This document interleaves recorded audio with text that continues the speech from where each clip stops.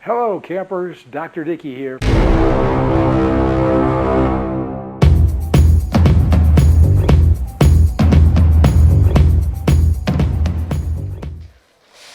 Okay, I know I did a video before showing you how I'm welding up the packs, but it's very difficult to see and my camera is not exactly the best in the world for capturing this stuff, but I wanted to show you yet again. I don't know if you can see it. I'm trying to adjust the light, but it's not so great. So as you can see, there's wires going through here. There's a wire going to each one of these cells. I'm using 32 gauge nickel coated copper wire for bus wire.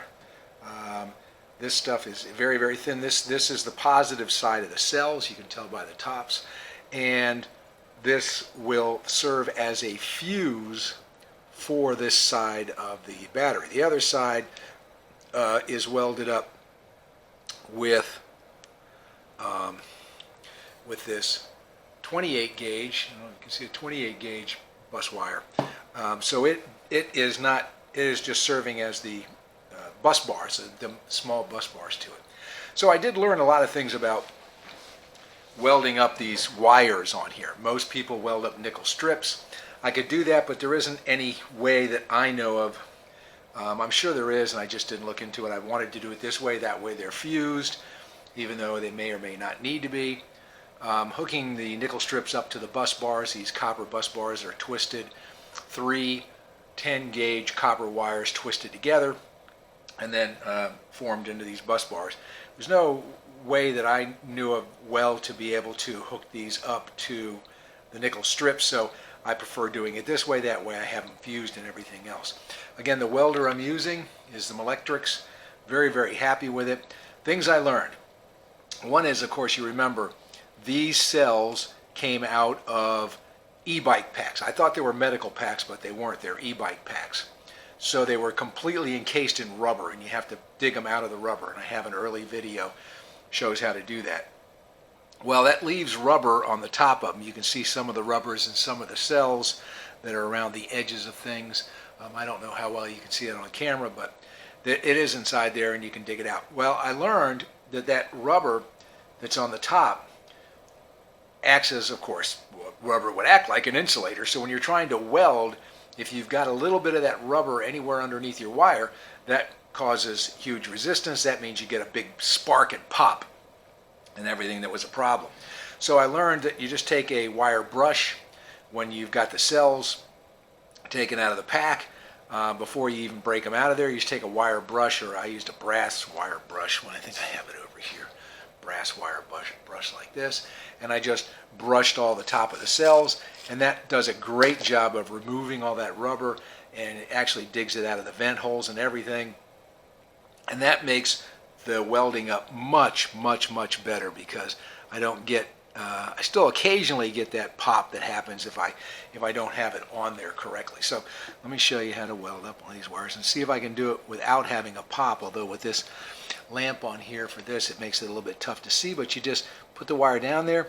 You want to push down fairly hard. That didn't weld at all. You want to push down fairly hard, not super hard, but you want to get nice, good, firm push down on it, because that gives the best connection, which gives the best welds, and that helps also prevent those popping from happening. So I'll just show one of these just so I have another example of it. These are, of course, the capacity increased cells. These are the 18650s, exactly the same cells as I used in the main power wall. It's just that these packs now have 80 cells in them rather than 160, so it's going to increase the capacity again by 50%. Again, I don't know how well my camera is going to capture all this, but just doing that, then of course I test them all to make sure and cut that off. And I just keep doing that down the whole pack, and then the ends I curl around. Then these are soldered onto the bus bars, which is pretty easy to do.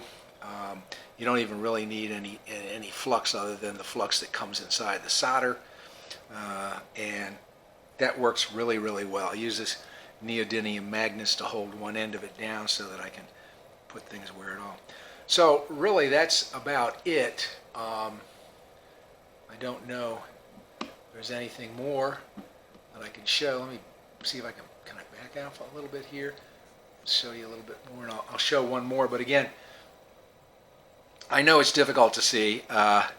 You know, for my whole, like, 2 subscribers, I'm not going to spend a crap load of money to buy a new camera that's that much better, because, you know, I'm doing this basically, well, could provide education for somebody, but also I'm just doing like a log of what I have done so that I have it.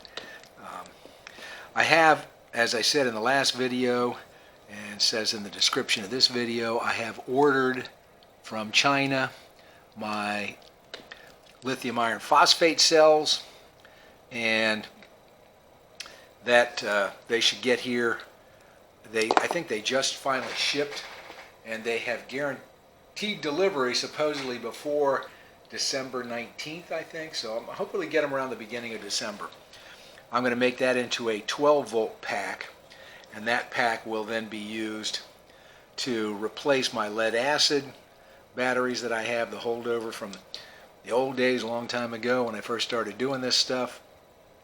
And of course, lead acid is just so much easier. Now doing the lithium iron phosphate cells do have their own particular problems, and some of that is that, maybe that's even a little bit better. Some of that is that with lead acid, almost all the solar charge controllers you get, even cheap ones, you can set the parameters, or the parameters are set for lead acid, and lead acid is hugely tolerant of a lot of various stuff, and so it's very, very easy to set up for lead acid. You just hook up the solar charge controller. Almost all of them have a selection as to whether it's gel or regular lead acid or what, and then it will charge it up to the appropriate voltages. I think 13.7, it'll go up to 14.2 to desorb some stuff, and then around 13.7 for the charging, and that worked great. But for lithium ion batteries like these 18650s, they don't have any options that you can do. I don't know of anyone that has a solar charge controller that has appropriate lithium ion settings to it. For instance, I charge my cells up right now, they're going to 3.99 volts.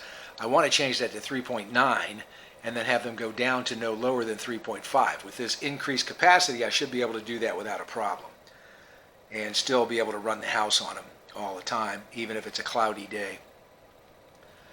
With lithium iron phosphate, a lot of these things have settings for that, but they're the settings that they want to use.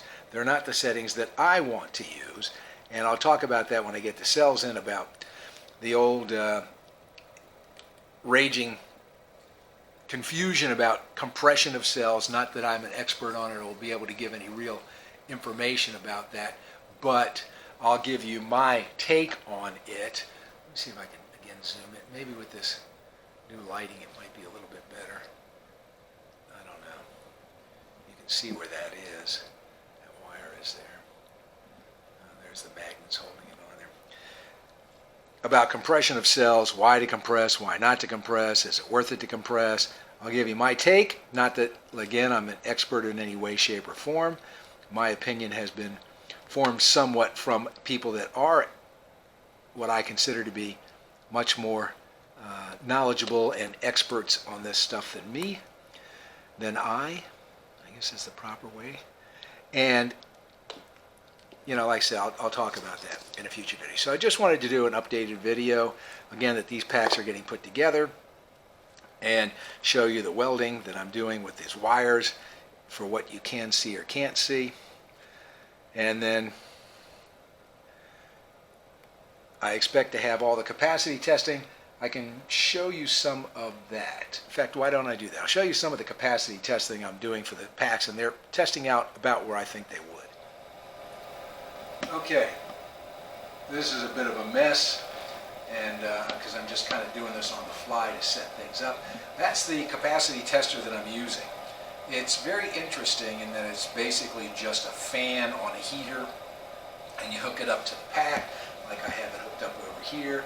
I've got it hooked up to the pack, and when it's hooked up to the pack like that, negative and positive, you just turn it on, let it run, and it will absorb the battery, or it will discharge the battery and measure the capacity of the battery.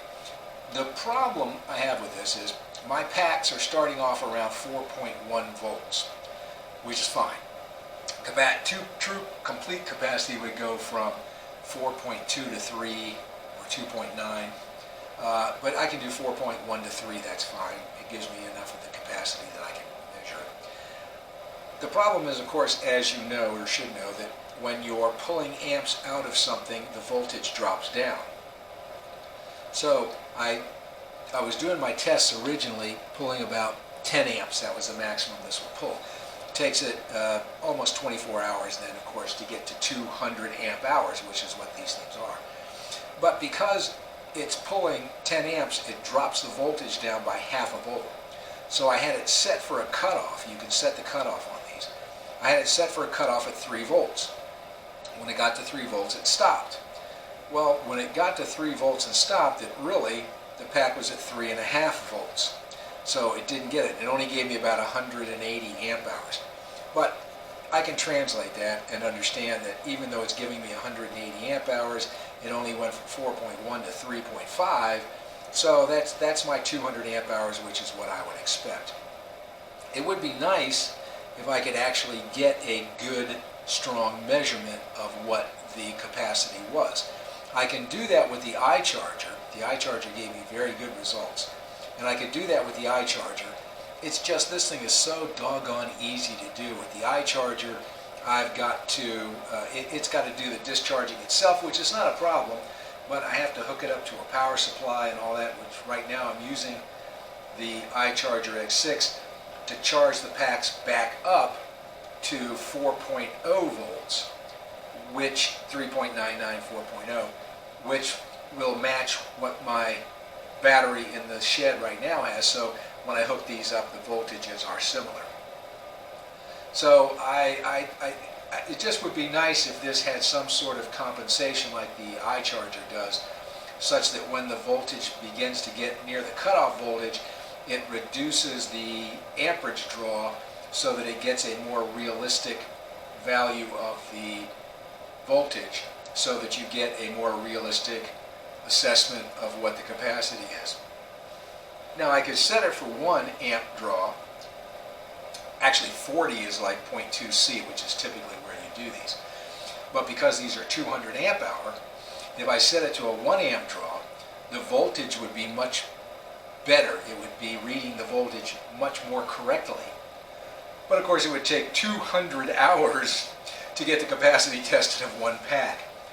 I don't know if I'll even bother capacity testing all of the packs, in that I tested 1. Like I said, it gave me about 180, but that was from 4.1 down to about 3.5, which tells me I got my 200 amp hours that I expected.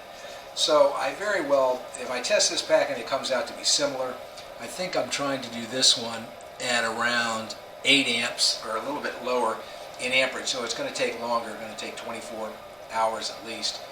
But I'll see what capacity I get from that. And I actually set the low cutoff from 3.0 volts to 2.8, figuring that, okay, this is going to draw it down to half. If I go to 2.8, it'll be much closer to 3 when it actually cuts off, and I'll get a better assessment of what the capacity was. I could set it to 2.5 or 2.6 volts. I'm just a bit leery of doing that simply because I don't want the packs to be drawn down below 3 volts. So I'm kind of playing with it to see if I can get a much more accurate reading without potentially messing up my packs. I don't want to draw them down that far because you start doing damage. And you know, these cells are already been salvaged. I want to get as many cycles out of them as I can. I would like to have them last for at least another 5 years if possible. Don't know if that's possible. And usually when people talk about life versus cycles, they're talking about degrading down to 80% of what their capacity was. So that's what we're talking about when we say life. Obviously, they can continue on longer, but once you get down below 80% capacity, people consider them to be at the end of their lifespan.